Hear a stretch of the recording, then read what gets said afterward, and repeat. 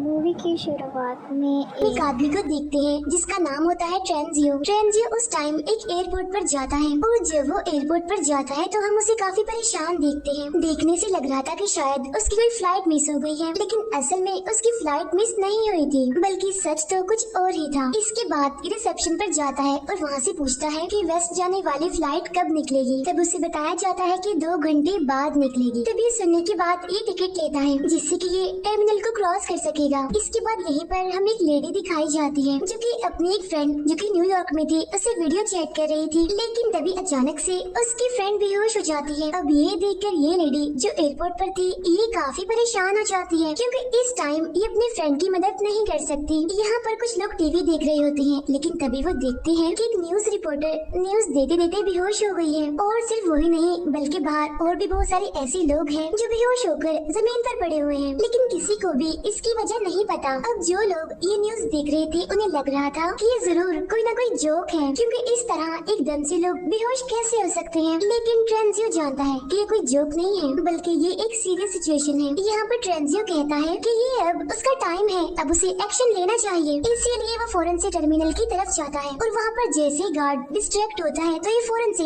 उसकी गन छीन लेता है और सब लोगों से कहता है कि कोई भी मेरे रास्ते में ना आए। इसके बाद ये फौरन से प्लेन की तरफ जाता है और वो फ्लाइट मॉस्को की तरफ जा रही थी और कुछ ही देर में इस फ्लाइट ने उड़ना था। ये प्लेन में मौजूद सभी लोगों को गन पॉइंट पर लेता है और प्लेन को फौरन से उड़ाने के लिए कहता है, लेकिन जो असली पायलट था वो अभी तक प्लेन में नहीं आया था। लेकिन जो को पायलट होता है वो इस टेररिस्ट की हेल्प नहीं करना चाहता, इसीलिए ये दोनों एक दूसरे से लड़ रहे होते हैं, जिसकी वजह से एक गोली उस पायलट को लग जाती है, इसीलिए वो जख्मी हो जाता है। ये गोली उस पायलट के हाथ में लगी थी। अब इस सारे सिचुएशन की वजह से वो सारे पैसेंजर्स काफी परेशान थे और फ्लाइट अटेंडेंट इन सबको हौसला दे रही थी कि सब ठीक हो जाएगा, कुछ भी नहीं होगा। इसके बाद ट्रेंजियो कॉकपिट से बाहर आता है और सबसे पूछता है क्या बोर्ड पे कोई और पायलट है। अब ये सुनकर एक लेडी उठती है जो कि असल में एक रिटायर्ड पायलट थी और ट्रेंजियो के ऑर्डर पर वो आखिरकार टेक ऑफ ले ही लेती है। अब गोली की वजह से प्लेन के एवियोनिक्स टूट चुके थे, इसीलिए कोई भी प्लेन से बाहर नहीं जा सकता था, इसीलिए अब मजबूरन उन सभी को ये सफर करना ही पड़ेगा। इसके बाद ये लोग रिटायर्ड पायलट यानी कि सिल्वी से पूछते हैं कि क्या वजह है कि इतनी इमरजेंसी में टेक ऑफ करवा रहा है, जिस पर वो बताता है कि नेटो में मुझे ऑफिसर असाइन किया गया था और मुझे कुछ ऐसी बातें पता है जो किसी और को नहीं पता। फिर जब बार बार पायलट जिद करते हैं असली वजह पूछने पर, तो वो बताता है कि असल में सनरेज डेडली हो चुकी है और अगले दिन के स्टार्ट पर ही सूरज की रेज की वजह से सारे लोग मारे जाएंगे, यहाँ तक कि वो लोग भी जो कि घरों के अंदर होंगे। वो बताता है कि ये तो पहले ही जापान और कोरिया में हो रहा है और अब सूरज का अगला टारगेट ये प्लेन होगा। अगर सूरज की रेज इस पर पड़ गयी तो तब इस बात पर वो पायलट यकीन नहीं करते और कहते हैं कि शायद तुम पागल हो। तब ये सुनकर ट्रेंजियो कहता है कि शायद मैं आपको पागल लग रहा हूँ, लेकिन ऐसा है नहीं, मैं पागल नहीं हूँ। वो पायलट मैथ्यू जिसके हाथ में शूट लगा था उसके हाथ से खून बह रहा होता है। तो प्लेन में मौजूद एक लेडी जो कि मेडिकल प्रोफेशनल होती है वो ये जिम्मेदारी लेती है कि मैं पायलट की मदद करूंगी। यहाँ पर वो लेडी हॉट नाइफ का यूज करती है ताकि वो उस पायलट के हाथ से उस गोली को निकाल सके। अब इस वजह से पायलट को बहुत ज्यादा दर्द हो रही थी और प्लेन में मौजूद सारे पैसेंजर्स भी उसकी वजह से परेशान हो रहे थे, लेकिन यहाँ पर मैथ्यू जानता था कि उसे सब्र से काम लेना चाहिए क्योंकि सबकी जिंदगी अब उस पर डिपेंड करती है। यहाँ पर मैथ्यू सबको बताता है कि हम उसी जगह पर लैंड करेंगे जहाँ पर लैंड करने का ट्रेंजियो हमें कह रहा है, बजाय उस जगह पर लैंड करने के जहाँ पर हमने सोचा था। यहाँ पर मैथ्यू को लगता है कि फाइटर जेट्स लाजमी आ रहे होंगे उन्हें रेस्क्यू करने के लिए, क्योंकि उन्होंने ये प्लेन इसीलिए उड़ाया था क्योंकि उसे यानी मैथ्यू को गन पॉइंट पर लिया गया था। लेकिन दूसरी पायलट इन्हें सिल्वी को ऐसा नहीं लग रहा था, उसे नहीं लग रहा था कि कोई उनकी मदद करने के लिए आएगा। वहाँ एक और पैसेंजर को जब ये बात पता चलती है कि सनरेज सबको मार रही है तो उसे इस बात पर यकीन नहीं होता, इसीलिए वो पायलट्स पर शक करने लगता है, यानी कि सारे पायलट्स उनसे झूठ बोल रहे हैं। इस पैसेंजर का नाम अयाज होता है। इसके बाद हम एक और पैसेंजर को देखते हैं जो कि अरबी होता है। ये पैसेंजर एकदम से खांसी करने लगता है और देखते ही देखते बेहोश हो जाता है। अब यहाँ पर अयाज ऐसे प्रिटेंड करता है कि जैसे वो इसकी हेल्प कर रहा है और इसी सब के बीच वो ट्रेंजियो से उसकी गन छीन लेता है। इसके बाद ट्रेंजियो को वॉशरूम में बंद कर दिया जाता है और बाकी सभी पायलट से पूछा जाता है कि आखिर सच क्या है। तब पायलट सबको बताता है कि हम लोग वेस्ट में लैंड करने वाले हैं। वो बताता है कि हमारा प्लेन आइसलैंड में लैंड करेगा क्योंकि ट्रेंजियो चाहता है कि हम वेस्ट में जाएं। तब वहाँ पहुँचने पर पुलिस टेररिस्ट को अरेस्ट कर लेगी और बाकी सब लोगों को आजाद कर दिया जाएगा। वो इन लोगों को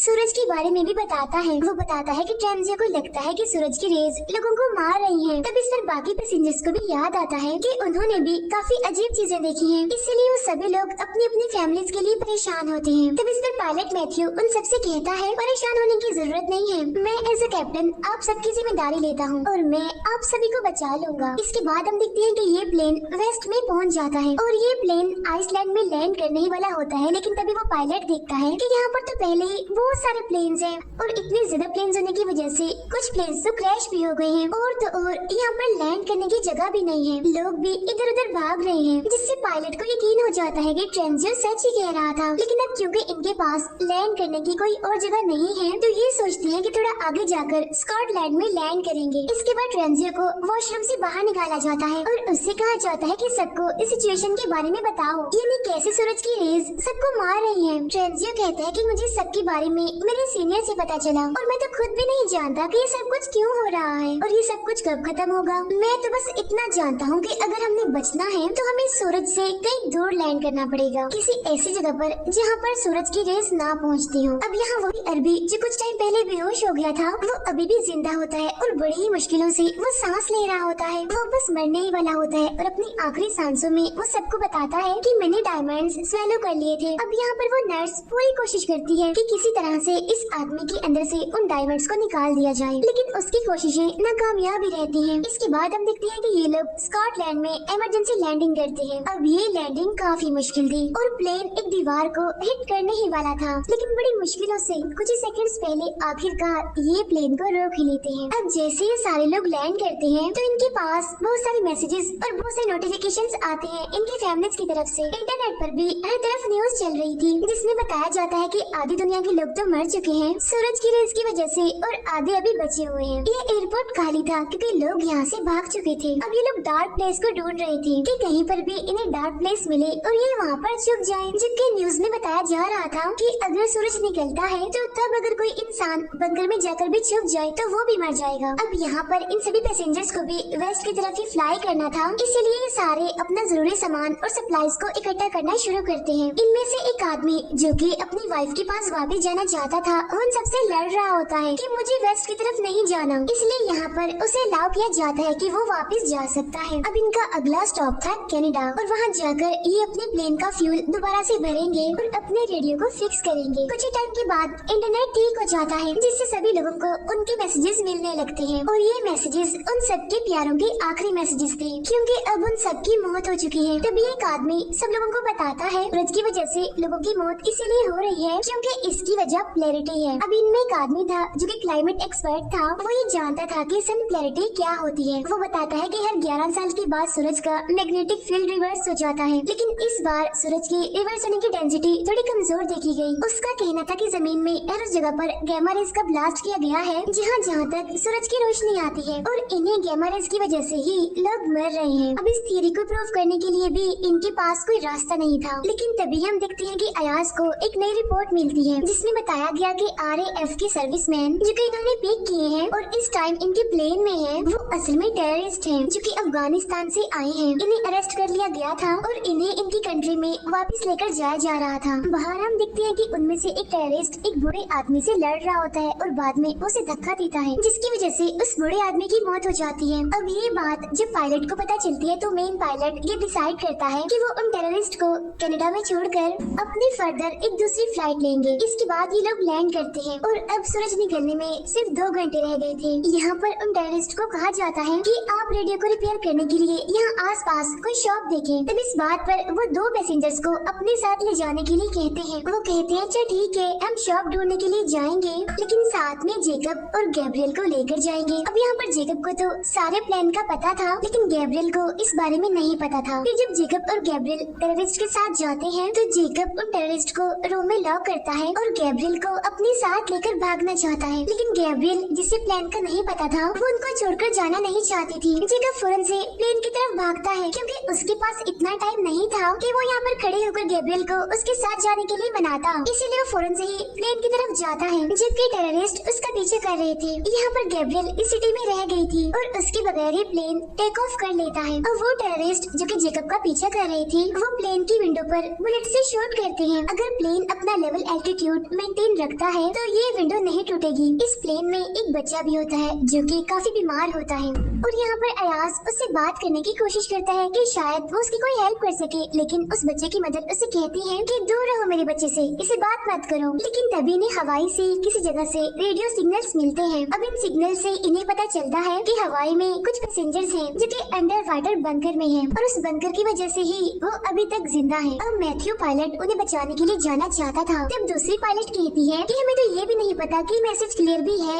या फिर नहीं, इसीलिए उन्हें बचाने के लिए जाना शायद ठीक नहीं होगा, उन्हें बचाने के लिए जाना पागलपन होगा। तभी यहाँ पर ट्रेंजियो आता है और कहता है कि सारे फैसले कैप्टन ही ले रहा है, हम सब क्यों नहीं ले रहे। तभी वो सारे पैसेंजर्स को बुलाता है और यहाँ पर ये फैसला होता है कि सारे पैसेंजर्स वोट करेंगे और मिलकर फैसला करेंगे। लेकिन तभी अचानक से प्लेन में अलार्म बजने लगते हैं जो कि ये बता रहा था कि शायद प्लेन में कोई माल फंक्शन है, तो इसीलिए ये प्रॉब्लम को चेक करते हैं और मैथ्यू को ये बात पता चलती है कि वो टेररिस्ट जिन्हें कि ये पीछे छोड़कर आ रहे थे वो तो असल में इन्हें फॉलो कर रहे थे और उनमें से एक टेररिस्ट ने खुद को लैंडिंग गियर से अटैच कर लिया है और अगर वो वही रहा तो ये लोग सेफली लैंड नहीं कर पाएंगे। इसीलिए मैथ्यू डिसाइड करता है कि वो स्पीड के साथ चलेगा जिससे कि ऑक्सीजन भी कम हो जाएगी और हाई स्पीड की वजह से वो खुद ही गिर जाएगा। लेकिन यहाँ पर वो ये बात याद नहीं रखता कि इनके प्लेन की विंडो भी टूट चुकी है और जैसे प्लेन स्पीड से चलता है तो प्रेशर की वजह से वो विंडो टूट जाती है। प्लेन में हवा तेजी से आ रही थी और चीजें उड़ रही थी। पैसेंजर्स के लिए वहाँ पर स्टे करना मुश्किल हो रहा था। तब यहाँ पर मैथ्यू जल्दी से प्लेन की स्पीड को कम करता है और उसे लोअर एल्टीट्यूड पे लाता है। फिर हम जेकब को देखते हैं जो कि एक लकड़ी का बोर्ड विंडो के सामने रख देता है ताकि हवा इतनी स्पीड से अंदर ना आ सके। अब यहाँ पर जो बच्चा बीमार था उसके लिए सांस लेना मुश्किल था क्योंकि उसे सांस की प्रॉब्लम थी। तब यहाँ पर अयाज को एक प्लान आता है और वो उस बच्चे के लिए एक ऑक्सीजन पाइप का यूज करता है। तब ये देखकर उस बच्चे की मदर को काफी शर्मिंदगी होती है क्योंकि उसने पहले अयाज को अपने बच्चे से दूर रहने के लिए कहा था, लेकिन आज अयाज ने ही उसकी मदद की। यहाँ पर कैप्टन उन सबको बताता है कि अगर हम इसी स्पीड के साथ चलते रहे तो हम हवाई में लैंड नहीं कर पाएंगे, इसीलिए वो अपनी लैंड करने की लोकेशन को चेंज करते हैं। और तो और हैंगिंग टेररिस्ट की वजह से इन्हें मुश्किल का सामना करना पड़ रहा था। लेकिन तभी हम देखते हैं कि अयाज, जेकब और ट्रेंजियो अंडर कैरेज में जाते हैं। ये प्लेन के फ्लोर पर ही होल बनाते हैं ताकि उस टेररिस्ट को देख सके। ट्रेंजियो अपनी गन का यूज करता है लेकिन ये क्रिमिनल गन को छीन लेता है। वो ट्रेंजियो को मारने ही वाला होता है कि तभी अयाज आकर ट्रेंजियो की जान बचा लेता है और उस टेररिस्ट को शूट कर देता है। अब कुछ देर के लिए अयाज इन सबका हीरो बन चुका था, लेकिन तभी इन्हें यहाँ पर एक और सच पता चलता है और वो ये कि वो अरबी पैसेंजर जो पहले इनके प्लेन में था, यानी जिसने डायमंड्स खा लिए थे, वो असल में अयाज की वजह से ही मरा था क्योंकि इन पैसेंजर्स ने उस अरबी पैसेंजर की बॉडी को कनाडा में ही दफन कर दिया था। लेकिन तभी उन्हें ऐसा करता एक लड़का देख लेता है और वो भी एक पैसेंजर होता है इसी प्लेन का। उस लड़के पैसेंजर ने देखा कि अयाज उस अरबी पैसेंजर की बॉडी को काट कर उसमें से कुछ निकाल रहा है। तब यहाँ पर अयाज बताता है कि असल में मैं डायमंड्स को स्मगल करता हूँ और जो डायमंड्स मैंने स्मगल किए थे वो उस अरबी पैसेंजर की बॉडी में थे। लेकिन अब क्योंकि उस अरब पैसेंजर ने इंस्ट्रक्शंस को ठीक से फॉलो नहीं किया था, इसी वजह से उसकी मौत हो गई और तब मजबूरन मुझे उसकी बॉडी से उन डायमंड्स को निकालना ही पड़ा। अब ये सुनकर सारे पैसेंजर्स को अयाज पर काफी गुस्सा आता है और कुछ पैसेंजर्स तो कह रहे थे कि इसको भी टेररिस्ट की तरह प्लेन से बाहर निकाल दिया जाए, लेकिन ज्यादा पैसेंजर्स तो अयाज के हक में ही थे। अब क्योंकि ज्यादा वोट ये थे कि इसे प्लेन में ही रहने दिया जाए, इसीलिए उसे सिर्फ हैंडकफ्स कर दिया जाता है। इसके बाद ये लोग एक जगह पर लैंड करते हैं और वहाँ से ये प्लेन में फ्यूल डालते हैं। अब यहाँ पर हम देखते हैं कि इनके पास जो क्लाइमेट एक्सपर्ट है वो एक बड़ी अजीब बात कहता है कि वो फ्रूट्स जो वो कनाडा से लेकर आए हैं उनका कोई टेस्ट नहीं है, यानी उनका कोई जायका नहीं है। उसका कहना था कि गैमा रेज इतनी स्ट्रॉन्ग है कि उनकी वजह से फ्रूट्स का फ्लेवर भी चला गया और अगर ऐसा ही रहा तो गैमा रेज फूड का मुकम्मल स्ट्रक्चर ही चेंज कर देंगी, जिसके बाद वो शायद कुछ हफ्तों बाद ही भूख की वजह से मर जाए। मैथ्यू काफी देर से ड्राइव कर रहा था और अब वो उस क्लाइमेट एक्सपर्ट से कहता है कि हमने उस जगह पर जाना है जहाँ पर सूरज की रेस ना पड़ती हो, इसीलिए इन बातों के बारे में हम बाद में सोचेंगे। फिर हम दूसरी पायलट को देखते हैं जो कि मैथ्यू से कह रही थी कि तुम काफी थक गई हो, अब तुम्हें रेस्ट करना चाहिए, क्योंकि काफी देर से वो प्लेन चला रहा था और उसे अब नींद आ रही थी थकावट की वजह से। और जाहिर सी बात है कि इस वजह से बाकी पैसेंजर्स की जान भी खतरे में थी। अब सारे पैसेंजर्स उसके पास आकर उसे काफी मनाते हैं और कहते हैं कि आपको सोना चाहिए। वो कहता है ठीक है मैं सो जाऊंगा, लेकिन अभी नहीं बाद में, अभी मुझे प्लेन ही चलाना है। लेकिन तभी इन्हें एक और रेडियो सिग्नल मिलता है जिससे इन्हें कन्वर्सेशन तो ठीक से सुनाई नहीं दे रही थी, बस एक बात सुनाई दे रही थी जिसमें कहा जा रहा था तारा 17। अब बहुत जल्द इन्हें समझ आ जाती है कि जो आदमी उनसे बात कर रहा है असल में वो एक एस्ट्रोनॉट है जो कि स्पेस में है।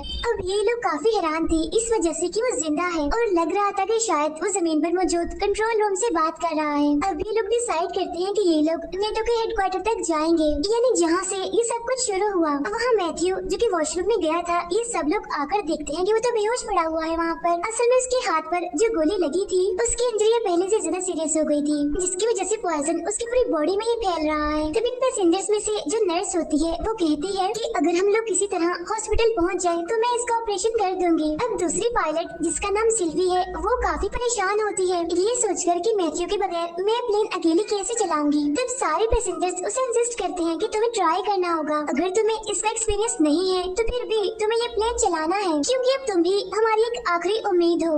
यहाँ पर हम देखते हैं कि सिल्वी यूट्यूब पर वीडियोस देखती है जिससे कि वो ये समझ रही है कि उसे कैसे प्लेन को लैंड करना है। अब वीडियो दिखना तो आसान था, जब प्लेन को उड़ाना था उसे लैंड करवाना था तो ये सब तो बहुत मुश्किल था, इसीलिए सिल्वी काफी घबरा रही थी। अब ये लोग लैंड तो करते हैं लेकिन ये लैंडिंग काफी शेकी सी थी, लेकिन किस्मत से सारे पैसेंजर सेफ थे और सारे खड़े होकर सिल्वी के लिए क्लैपिंग करते हैं। फिर टाइम ज़ाया ना करते हुए ये खुद को 3 ग्रुप्स में डिवाइड करते हैं, यानी इन सब ने अलग अलग टास्क परफॉर्म करने थे, जिसमें से कुछ ने तो प्लेन के फ्यूल को रिफिल करना था, जबकि कुछ लोगों ने मैथ्यू को हॉस्पिटल पहुंचाना था और जो ट्रेंजियो और अयाज थे उन्हें नेटो के हेडक्वार्टर जाना था। हॉस्पिटल में हम दिखते हैं कि यहाँ पर बहुत सारे पेशेंट्स हैं जो कि जमीन पर पड़े हुए हैं और सारे के सारे मर चुके हैं। तब नर्स उन सबसे कहती है कि इन्हें देखकर परेशान मत हो और मेन फोकस ये रखो कि हमने मैथ्यू की जान बचानी है। फिर वो बच्चा जो बीमार था उसकी मदर को हम देखते हैं जो कि अपने बच्चे के लिए अलग अलग चीजें जमा कर रही है, जैसे कि दवाइयाँ और वो चीजें जो उसके लिए जरूरी है। उधर हम देखते हैं नेटो के हेडक्वार्टर को जहाँ ट्रेंजियो सबको कंट्रोल रूम में लेकर जाता है। अब इनके पास इतना टाइम नहीं था कि ये सारी फाइल्स को चेक करते, इसीलिए ये